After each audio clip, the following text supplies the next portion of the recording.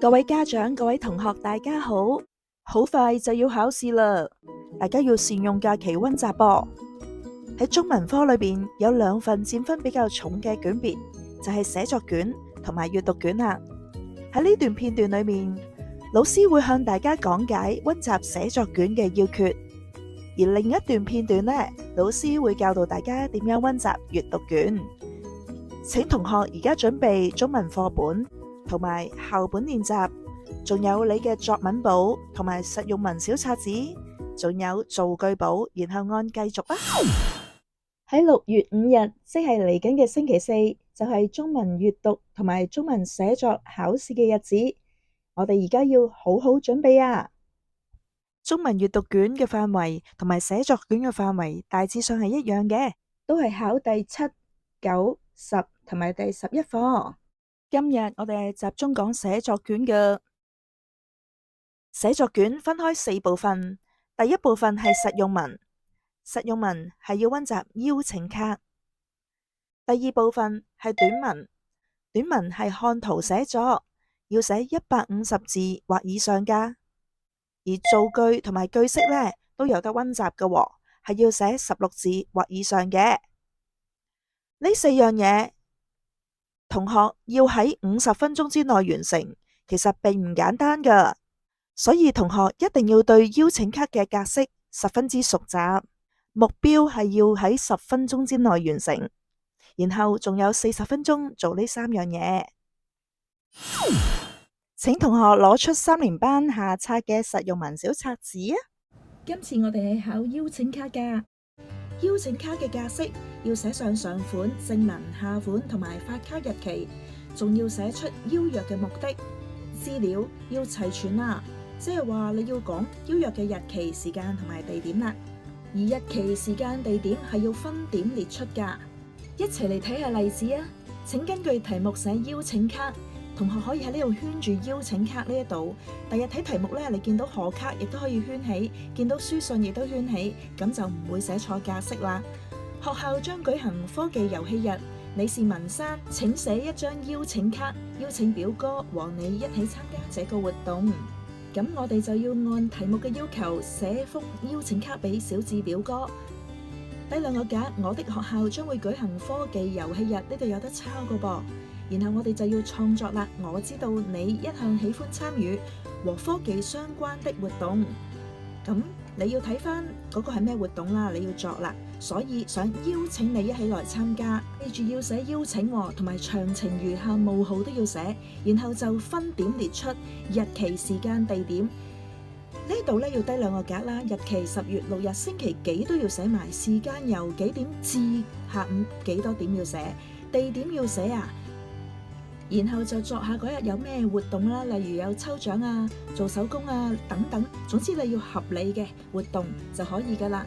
咁最後呢，寫完晒啲活動之後，要寫上呢一句，希望你能來參加，一定要有下，同埋請喺幾時之前要覆我，同埋佢答覆你嘅時間呢，一定唔可以遲過開放日嗰日嘅，係咪？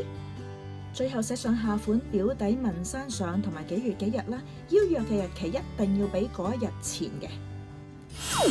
至於短文方面，同學需要寫150字噃。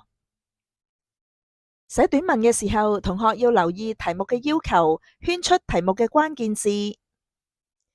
寫出150字以上，用神心動說，即係神情、心情、動作、說話4方面。最後喺結尾段要寫上你嘅感受、得着同埋期盼。此外，我哋嘅寫作卷通常都會寫咗內容大綱俾你睇嘅，咁同學應該要按大綱嚟到分段。同學請按照已提供嘅段落大意分4段或者以上，記得分段啦，否則你嘅結構就會俾人扣好多分噶啦。最後呢，就係啲加分位，就係語法同埋修辭啦。如果同學能夠運用到比喻、擬人、排比同埋4字詞語呢，咁你哋嘅文章將會更加高分嘅。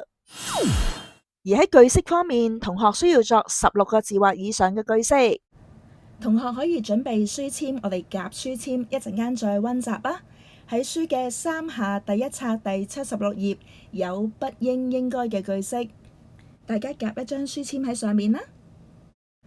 而喺書嘅第78頁，亦都有不應應該嘅句式㗎，例如在扶手電梯上，大家不應奔跑，應該緊握扶手，好好站穩。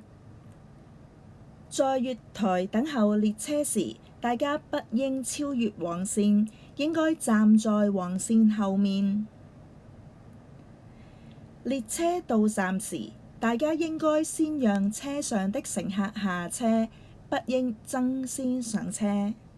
接住落嚟，請同學準備校本練習3下嘅第7課啊！打開第7課，喺第13頁裏面，我哋有4句不應應該嘅句子。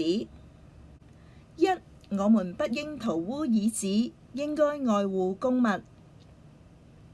2. 我們不應亂拋垃圾，應該保持地方清潔。3. 我們不應採摘花朵，應該愛護植物。4. 小孩子應該留在大人身旁，不應隨便跑開。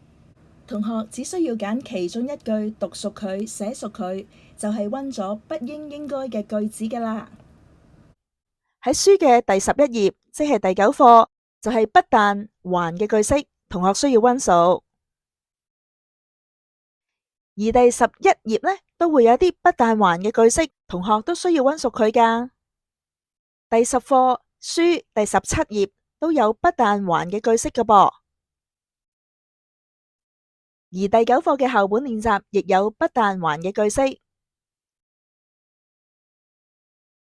第10課嘅校本練習都有㗎。